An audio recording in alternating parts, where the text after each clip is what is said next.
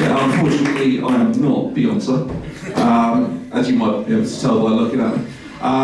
So I wanted to talk to you guys about something that's happened to me recently, and it's a bit weird. Has anybody ever had a moment where you think about something from your childhood that you've not thought about since you were a kid, and it's like just been in the back of your memory, just floating away, and you finally look at it and examine it and realise that it's deeply traumatic and fucked up? Has this happened to anybody else?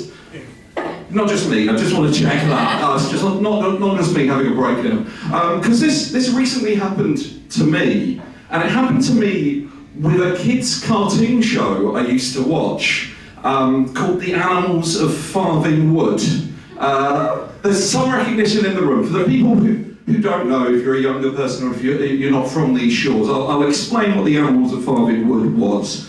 So The Animals of Farthing Wood is a cartoon show about a bunch of animals who, unsurprisingly, live in Farthing Wood. And property development is coming to the area. It's going to destroy the wood. So the animals decide to put their natural differences aside and join forces and travel from where they are to a nearby park where they will be safe, which, on the surface of it, sounds like a charming idea for a kids' TV show, right?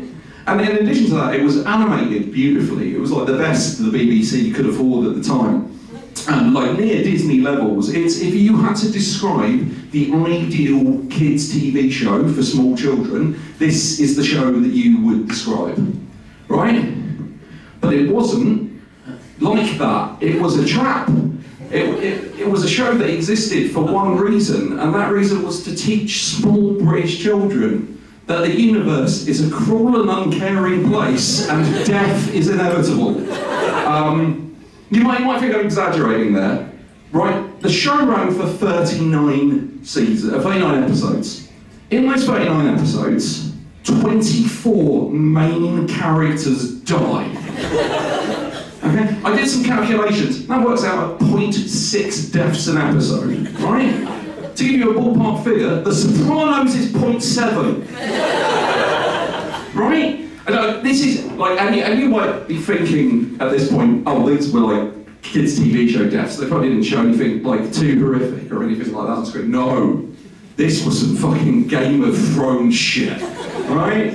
Right, and this was at a point where there were only 4 channels on in the UK. This was 93, so there are only 4 channels. Only 2 of those have got kids shows on them. So if you're a child at the time, there is a 50% chance that you're getting traumatised by this shit. Right? Now what I've done is I've got printed off a little breakdown of a few of the deaths.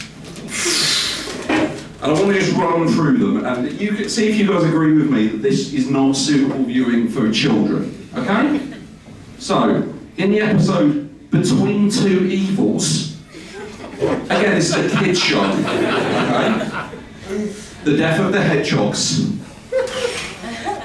Right, Mrs. Hedgehog was trying to cross a road, gets paralysed with fear.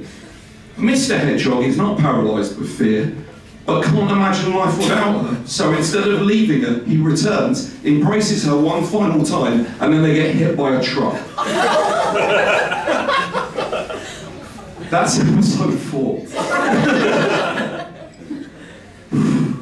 Right, okay. 3 of the mice get killed by a shrike. Now, I don't know if anybody's familiar with the bird, the shrike. It's a bird that lives in the UK, and how it kills its prey is it will swoop down, it picks them up, it flies to a thorn bush that it calls its home, and then it impales the still living animals on the spikes of the thorn bush, right? Okay? And when I say that happens to 3 of the mice, the 3 mice it happens to are the baby mice, and it happens in front of their mum. Right? Okay? You think this is bad, right? This is, Jesus Christ. This is the pheasants. Right. Okay. In the episode False Heaven, Mrs. Pheasant gets shot.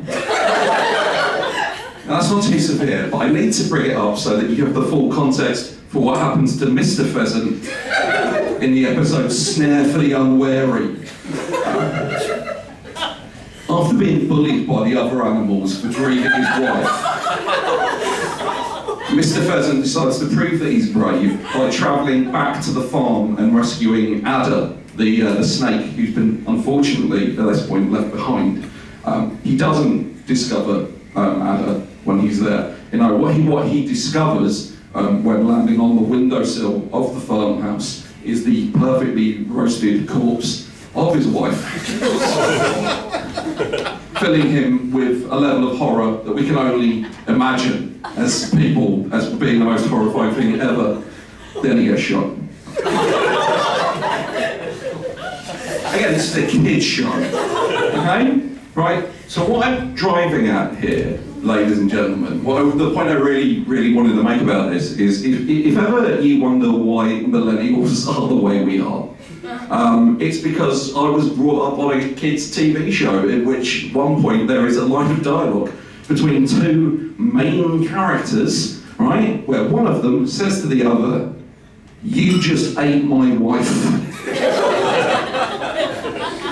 Right, yeah, okay? And I found out some stuff about the show and how it came to be and why it exists. And apparently it's a TV show that only exists because the BBC couldn't get the rights to do an adaptation of Watership Down. Now, if you haven't seen Watership Down is a movie, and it's a cute animated movie about rabbits. But again, right, it is also a movie in which Ian Holmes has a long soliloquy about how the ground is soaked in blood in a vision he has of the future. It is one of the most horrific movies I have ever seen in my life, and I've watched Saw, right?